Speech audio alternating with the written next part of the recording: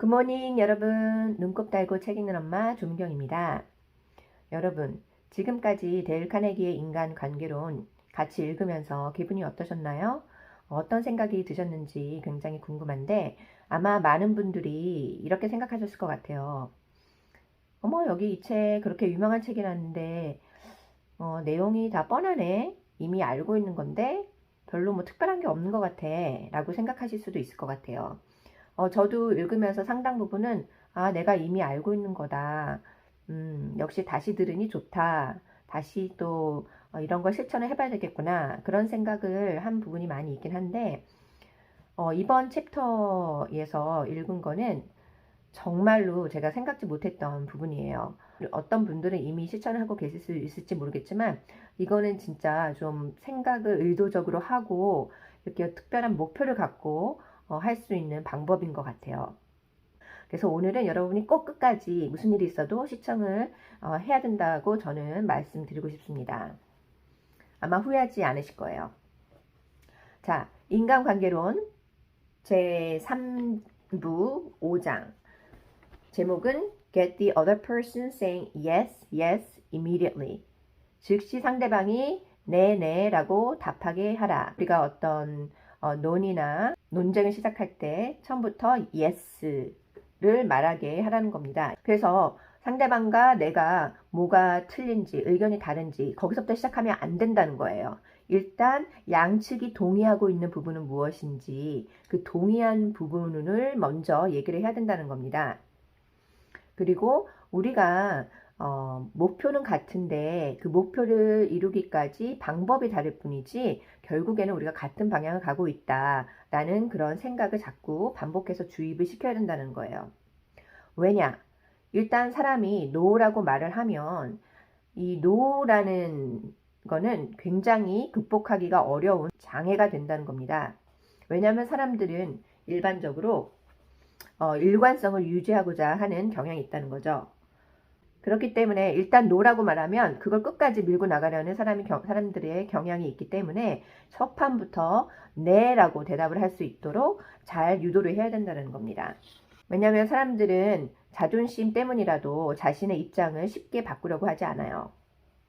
처음부터 yes라고 말을 하도록 하는 게 굉장히 간단한 방법일 수도 있는데 대부분의 사람들은 이 방법을 사용하지 않는다는 것입니다. 자기의 중요성을 느끼기 위해서 자기가 맞다라는 것을 느끼기 위해서 첫 판부터 상대방한테 이렇게 적대적으로 시작하는 경우가 많다는 거죠. 그런데 일단 사람이 no라고 말을 하게 되면 그거는 단순히 no라고 하는 게 아니라 신경 조직 자체가 어떤 수용을 하려는 게 아니라 좀 약간 위축이 되고 거부를 하려는 경향이 커진다는 겁니다. 그런데 yes, 네라고 말을 처음에 한다. 그러면은 그 신경 조직이 그러니까 위축이 되려는 그런 행동이 전혀 발생하지 않는다는 거죠. 않는다는 거예요.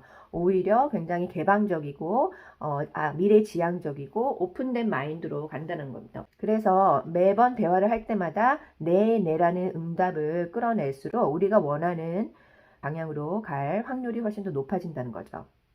여러분 이런 부분 생각해 보셨어요? 저는 이 글을 읽고 이건 정말 기가 막히다 라는 생각이 들었어요.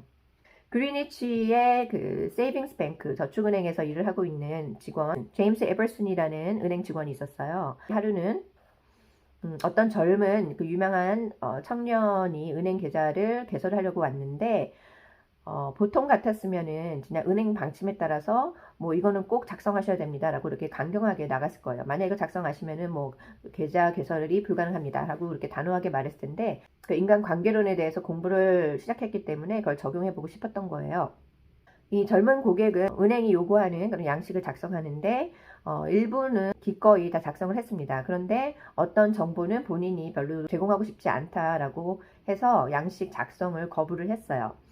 그래서 이 은행 직원이 질문을 하기 시작했다고 합니다. 고객님, 만약에 고객님이 사망했을 때 이 고객님이 만들어 놓은 은행 계좌에 남은 잔액을 상속자나 가까운 사람한테 이체하고 싶지 않을까요?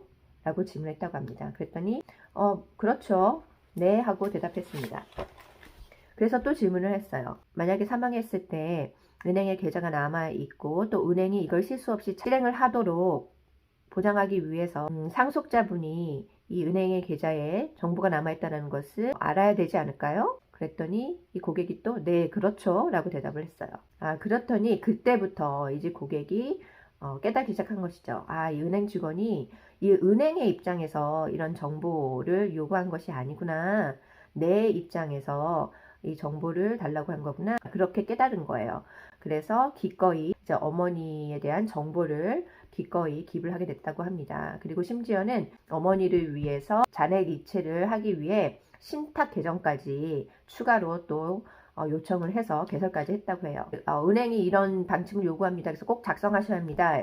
해서 고객을 잃는 경우도 있는데 이런 질문법을 이용을 했더니 고객이 쉽게 설득이 되고 납득을 했다는 거죠. 이렇게 인간의 그 사고 방식을 바꿀 수 있는 이 질문법이 소크라테스식 질문법이에요. 소크라테스는 인간의 사고 방식을 완전히 송두리째 바꾼 그런 철학가입니다.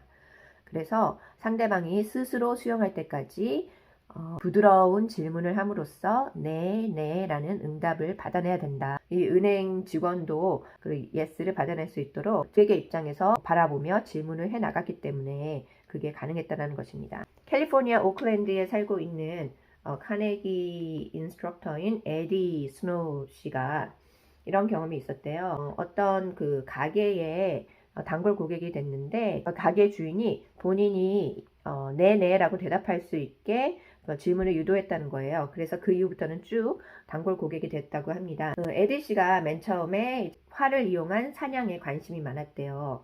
그래서 장비랑 그 필요한 그런 물품들을 동네에 활을 판매하는 가게에 가서 많이 구매를 했는데 형이 방문을 했을 때 에디가 형이랑 같이 가려고 활을 렌트하러 갔다고 합니다. 그런데 그때 판매 직원이 자기네는 이제 더 이상 렌트를 안 한다라고 말을 했어요. 그래서 에디가 또 다른 활 가게에 이렇게 전화를 했다고 해요. 그런데 그때 굉장히 상냥하게 어떤 신사분이 전화를 받더니 이런 식으로 말을 했다는 거죠. 죄송합니다. 저희는 렌트를 하지 않습니다. 왜냐하면 우리가 더 이상 렌트 사업을 감당할 수가 없었기 때문에요. 이 직원이 뭐라고 물어봤냐면 이전에 혹시 렌트를 해보신 적이 있습니까? 에디 씨가 네, 몇 년 전에 렌트를 해본 적이 있습니다. 그랬더니 이 직원이 혹시 그 당시 한 25불에서 30불 정도 내고 렌트를 하시지 않았나요? 라고 질문했어요. 그래서 에디 씨가 네, 맞습니다. 혹시 고객님은 돈을 좀 절약하고 싶으신 의향이 있으십니까? 네, 그렇죠. 모든 그 필요한 장비를 다 합해서 세트로 지금 활 세트를 파는데 그게 이제 34불 95센트라는 거죠. 그러니까 렌트를 하는 것보다 한 4불 95전. 그러니까 5불만 더 주면 충분히 다 그냥 살 수 있다는 겁니다. 그렇기 때문에 자기네들이 더 이상 렌트를 하지 않는다라고 설명을 해준 거예요. 그래서 그 얘기를 듣고 납득이 돼서 그 활 세트를 샀다라고 합니다. 그리고 그뿐만 아니라 추가적으로 필요한 물품을 구매를 했다고 합니다. 그리고 그 이후부터는 그 가게에 단골 고객이 돼서 항상 그 가게에 간다고 해요.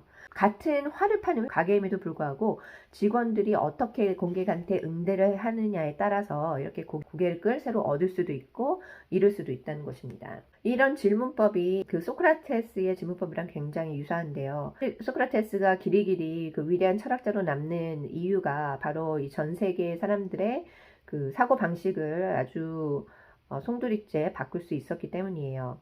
이렇게 뇌를 유도를 하면서 질문을 차근차근 하면서 상대방이 수용할 때까지 그 질문을 한다라는 그 방식은 진짜 우리 삶에 정말 너무너무 효과적으로 적용을 할 수 있는 원칙인 것 같습니다. 인간관계론을 5천년 이상 연구한 그런 중국의 이런 격언이 있는데 살포시 걷는 사람이 멀리 간다라는 말이 있는데 그 말이 정말 맞는 것 같네요. 그러면 여러분들은 이 이야기를 듣고 어떤 생각이 드시나요? 댓글에 좀 남겨주세요. 저는 되게 충격적으로 다가왔거든요. 저한테는 정말 이게 와 하고 되게 아이 오프닝한 경험이어서 여러분한테도 그런 임팩트가 크게 다가왔기를 바랍니다. 앞으로 자식들한테도 그렇고 남편한테도 그렇고 친구들을 만나도 그렇고 질문을 상대방의 입장에서 상대방이 생각하는 그런 관심사로 먼저 시작을 해서 거기에 맞게 이제 조금씩 질문을 하면서 우리가 얻고자 하는 답을 얻으려고 하는 게 되게 현명한 방법인 것 같아요. 물론 이것도 쉽지 않겠죠. 그래서 이렇게 지혜로 질문을 함으로써 우리가 얻는 바를 얻을 수 있다면 진짜 인간관계를 되게 성공적으로 해낼 수 있을 것 같아요. 매일매일이 저희한테는 연습이잖아요. 연습할 수 있는 연습장이 널리 깔려 있기 때문에 여러분들이 그 연습장에서 한번 이런 효과적인 방법을 몸소 느끼고 한번 체험해 보시길 바랍니다. 그러면 오늘은 여기까지. 내일 또 뵐게요. 안녕.